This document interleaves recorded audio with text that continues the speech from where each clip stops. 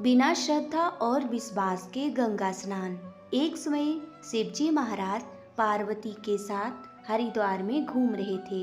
पार्वती जी ने देखा कि सहस्त्रों मनुष्य गंगा में नहा नहाकर हर हर गंगे कहते चले जा रहे हैं, परंतु प्राय सभी दुखी और पाप परायण हैं। तब पार्वती जी ने बड़े आश्चर्य से शिवजी से पूछा कि हे देव, गंगा में इतनी बार स्नान करने पर भी इनके पाप और दुखों का नाश क्यों नहीं हुआ? क्या गंगा में सामर्थ्य नहीं रही? शिवजी ने कहा, प्रिय, गंगा में तो वही सामर्थ्य है, परंतु इन लोगों ने पाप नाशनी गंगा में स्नान ही नहीं किया है, तब इन्हें लाभ कैसे हो? पार्वती जी ने आश्चर्य से कहा कि स्नान कैसे नहीं किया?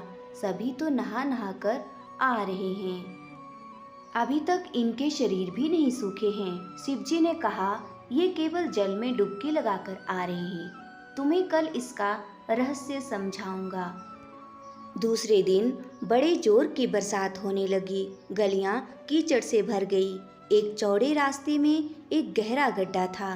चारों ओर लपटीला कीचड़ भर रहा था। शिवजी ने लीला से ही वृद्ध रूप धारण कर लिया और दीन विवश की तरह गड्ढे में जाकर ऐसे पड़ गए जैसे कोई मनुष्य चलता चलता गड्ढे में गिर पड़ा हो और निकलने की चेष्टा करने पर भी ना निकल पा रहा हो। पार्वती जी को उन्होंने ये समझाकर गड्ढे के पास बैठा दिया कि देखो, तुम लोगों को सुना सुना कर यूं पुकारती रहो कि मेरे वृद्ध पति अकस्मात गड्ढे में गिर पड़े हैं, कोई पुण्य आत्मा इन्हें निकालकर इनके प्राण बचाए और मुझ असहाय की सहायता करे। शिवजी ने ये और समझा दिया कि जब कोई गड्ढे में से मुझे निकालने को तैयार हो, तब इतना और कह देना कि भाई, मेरे पति सर्वथा निष्पाप हैं, इन्हें वही छुए जो स्वयं निष्पाप हो। यदि आप निष्पाप हैं तो इनके हाथ लगाइए, नहीं तो हाथ लगाते ही आप भस्म हो जाएंगे। पार्वती जी तथास्तु कहकर गड्ढे के किनारे बैठ गईं और आने जाने वालों को सुना सुनाकर शिवजी की सिखाई हुई बात कहने लगी। गंगा में नहाकर लोगों के दल आ रहे हैं। सुंदर युवती को यूं बैठी देखकर कईयों के मन में पाप आया। कई लोग लज्जा से डरे तो कईयों को कुछ धर्म का भय हुआ। कई कानून से डरे। कुछ लोग ने तो पार्वती जी को ये भी सुना दिया कि मरने दे बुढ़े को, क्यों उसके लिए रोती है। आगे और कुछ दयालु सच्चरित्र पुरुष थे। उन्होंने करुणावश हो युवती के पति को निकालना चाहा, परंतु पार्वती के वचन सुनकर वे भी रुक गए। उन्होंने सोचा कि हम गंगा में नहाकर आए हैं तो क्या हुआ, पापी तो है ही, कहीं होम करते हाथ न जल जाए।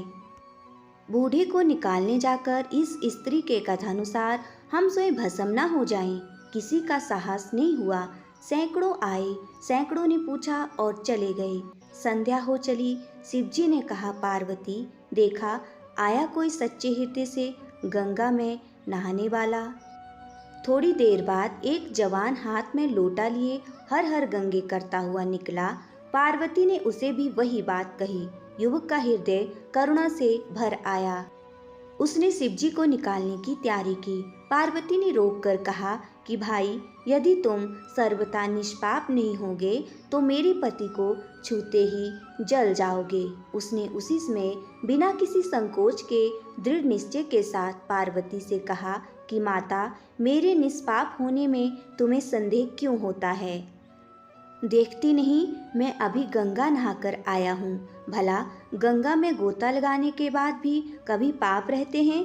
तेरे पति को निकालता हूँ। युवक ने लपक कर बूढ़े को ऊपर उठा लिया। शिव पार्वती ने उसे अधिकारी समझकर अपना असली स्वरूप प्रकट कर उसे दर्शन देकर कृतार्थ किया। शिवजी ने पार्वती से कहा कि इतने लोगों में से इस एक ने ही गंगा स्नान किया है।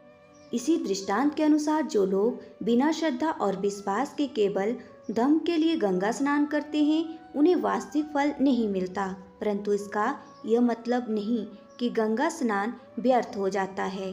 गंगा स्नान का बहुत पुण्य भी है।